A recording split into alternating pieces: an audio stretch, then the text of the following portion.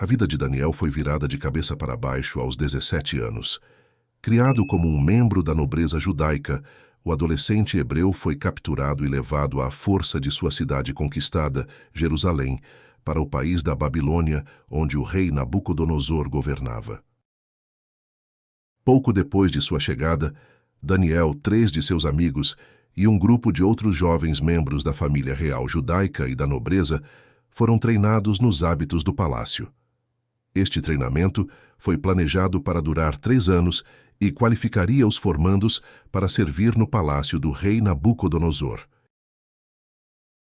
O treinamento começou dramaticamente quando Daniel e seus amigos se recusaram a comer a comida e o vinho do rei fornecidos aos estagiários do palácio. Criados como judeus estritos, os 4 não queriam se contaminar com alimentos ricos e impuros que haviam sido sacrificados aos ídolos.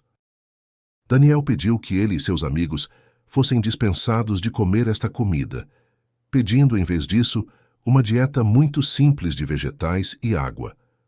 Seu pedido foi recusado, porque o funcionário encarregado de seus cuidados temia por sua própria vida se permitisse que eles se desviassem da dieta palaciana. Daniel persistiu e pediu que lhes fosse permitido comer uma dieta simples para um período experimental de 10 dias. A saúde de Daniel e de seus amigos poderia então ser comparada com a dos outros estagiários que comiam alimentos ricos e vinho. Depois de 10 dias, Daniel e seus amigos estavam mais saudáveis do que o resto dos estagiários, e assim foram autorizados a continuar com sua dieta simples para o resto do treinamento. No final de 3 anos de instrução, o próprio rei Nabucodonosor testou cada um dos estagiários e descobriu que Daniel e seus 3 amigos eram 10 vezes mais conhecedores do que seus colegas. Não houve muito tempo para aproveitar esta vitória. Pouco depois, o rei Nabucodonosor teve um pesadelo que o perturbou muito. O governante babilônico não conseguia se lembrar dos detalhes de seu sonho. Então convocou seus sábios, exigindo que lhe contassem o que ele havia sonhado e o significado. Os sábios enfureceram o rei porque não puderam contar-lhe o sonho. O imprevisível rei ordenou que todos os sábios fossem executados. Infelizmente, para Daniel e seus amigos, eles eram sábios recém-formados. Daniel foi até o rei enfurecido e disse-lhe que Deus poderia revelar seu sonho. Foi exatamente isso que aconteceu. Deus realmente revelou o sonho e sua interpretação a Daniel. O jovem hebreu disse ao rei Nabucodonosor que tinha sonhado com uma grande estátua. As diferentes partes da estátua simbolizavam futuros reinos que governariam em diferentes períodos da história da Terra.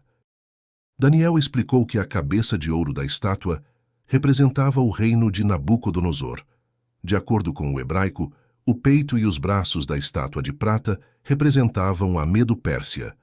O ventre e as coxas de bronze representavam outra grande potência, a Grécia. As pernas de ferro da estátua foram descritas como simbolizando Roma.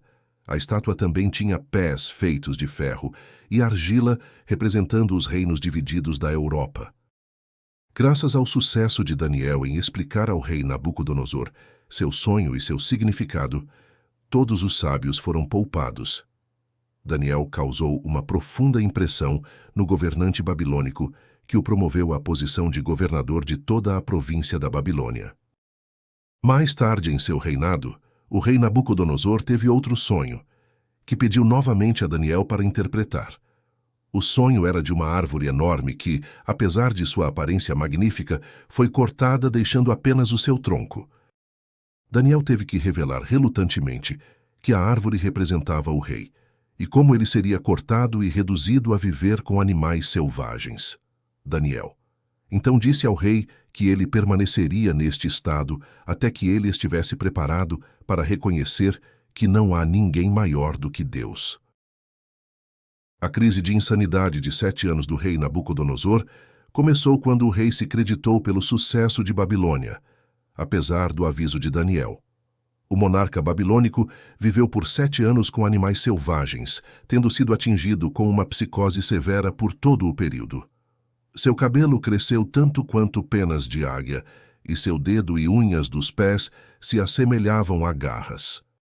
A vida do rei no deserto terminou quando ele reconheceu que Deus era superior a qualquer rei e era capaz de humilhar os que andam orgulhosos. O serviço público de Daniel na Babilônia abrangia os reinados de sucessivos governantes, incluindo o neto do rei Nabucodonosor, Belsazar.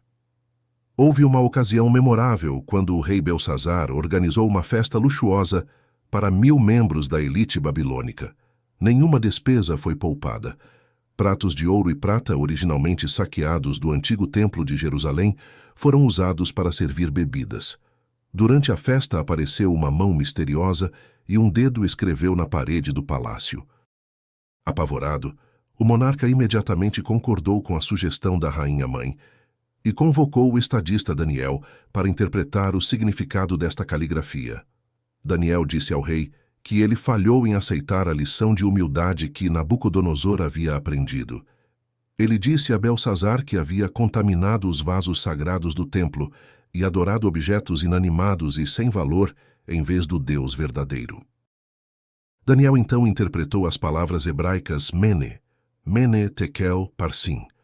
Ele disse que Mene significava que Deus tinha contado os dias do reino de Belsazar e o estava encerrando. Tekel significava que o monarca não tinha provado ser um governante digno ou humilde. Finalmente, Perez significava que a Babilônia cairia e seria dividida entre os medos e os persas. Não muito depois de Daniel ter dado essa mensagem difícil, Dário e o Medo invadiu a Babilônia e Belsazar foi morto naquela mesma noite. Daniel continuou a cortejar o favor real sob o reinado do rei Dário. Seu alto status e o respeito universal pelo hebraico despertaram a inveja de outros oficiais. Eles elaboraram um plano para remover Daniel, convencendo Dário a promulgar uma lei afirmando que ninguém poderia orar a ninguém além do próprio rei. Qualquer um que não obedecesse à lei seria atirado aos leões e devorado. Isso provou ser um problema para Daniel, que era conhecido na Babilônia por orar publicamente a Deus 3 vezes por dia.